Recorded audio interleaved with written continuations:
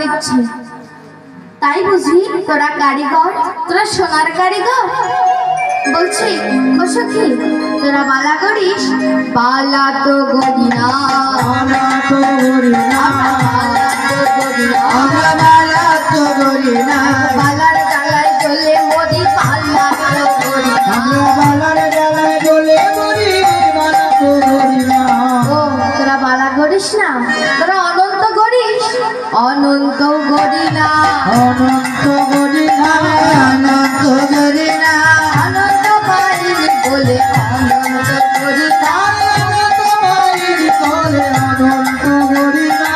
অনন্ত পাইনি বলে তোদের দুজনের প্রেমে তাই আমাদের দুজনে অনন্ত পারি না। তোরা অনন্ত করিস না? ও হার করিস না সখী? আমরা হারও করি না, কেন জানিস? তোদের দুজনের প্রেমের কাছে আমরা হার মেনেছি, তাই আমরা হারও করি না। এইবারে রাধারানী বলছে, সখী আমার বধূকে তোরা এনে দে আমার কাছে। তা এই কথা শুনে পদ্মা সখী বলছে, রাধা তোর চিন্তা নেই, আমি যাচ্ছি, আমি যাব তোর বধূকে আনতে, তোর চিন্তা নেই। বলছি ও ও বৃন্দা, বলছি তুই তো জানিস, যেন বলিস না আমি বধূর জন্য কাঁদছিলাম, একদম বলবি না, কিন্তু বধূও যাতে আসে, আমার মানও যেন বজায় থাকে। বৃন্দা সখী বলছে, বেশ রাধে তোর চিন্তা নেই, আমি আসছি। এবারে বৃন্দা দেবী যাচ্ছে কেমন ভাবে? জিতি কুঞ্জর গতি মন্থর চলো তো সবার গরি, কুঞ্জর গতি মন্থর চলো তো সোনারি। জিতি কুঞ্জর গতি মন্থর চলো তো সবার নারী। আরে দিদি কুঞ্জর গতি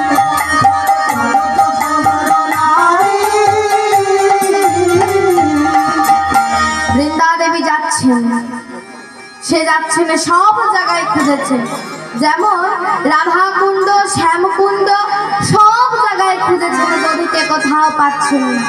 এমনকি যেখানে দাদা বলরাম আছে, ধেনু বৎস আছে, সেখানেও খুঁজে পেলেন না। অবশেষে এসে কোথায় দেখছে? রাধা কুণ্ডের তীরে রাধা নাম লিখে তার উপরে গড়াগড়ি করছে। গোবিন্দ আমার বৃন্দা দেবীকে দেখতে পেয়েছি, দেখতে পেয়েছে মনে মনে ভাবছে, না না যদি কিছু বলে বলবো আমি ধুলি মাখি নাই, তো আমার এই বাতাসে ধুলা লেগেছে, আমি তো ধুলি মাখি না, আমি কিছুতেই বলবো না। বৃন্দা দেবীও সেও তো রাধারানীর মানে বজায় রাখবে বলেছে, সে এমন ভাবে চলেছে দেখে মনে হচ্ছে কত আন কাজে চলেছে, মানে কত তার যেন কত প্রয়োজন, কোন প্রয়োজনে সে কাজ মেটাতে যাচ্ছে, এমন ভাবে চলেছে। তা ওই দেখে আমার গোবিন্দ মনে মনে ভাবছে, বৃন্দা দেবী কি আমাকে নিতে আসেনি? মনে হয় আমাকে দেখতে পায় না। বলছে, ও বৃন্দা, বৃন্দা দুতি, আমি তো এখানে। তা বৃন্দা দেবী শুনেও না শোনার ভান করে চলে যায়।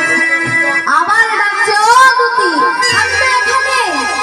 ও শ্যামনগর, বলো কি বলবে? বলছি, ও বৃন্দা, তোমাদের রাধারানীর মান কি কমেছে? গোবিন্দ, ও বধূ, তুমি একথা বলো না, তার মান কমেছে কি? তুমি যখন ছিলে সেই মানের শুধুমাত্র অঙ্কুর হয়েছিল, এখন সেই মান ডালে ফলে ফুলে ভর্তি হয়ে গেছে। হায় হায়, এইবার কি হবে বৃন্দা? ও বৃন্দা, তুমি কি করতে চলেছ গো? বৃন্দা দেবী বলছে, আমি যে কাজে যাই না কেন তোমাকে কেন বলবো? বলো না বৃন্দা, তুমি কোথায় যাচ্ছ? বৃন্দা দেবী বলছে, আমাদের রায়ধনী মান কুমারের পুজো করে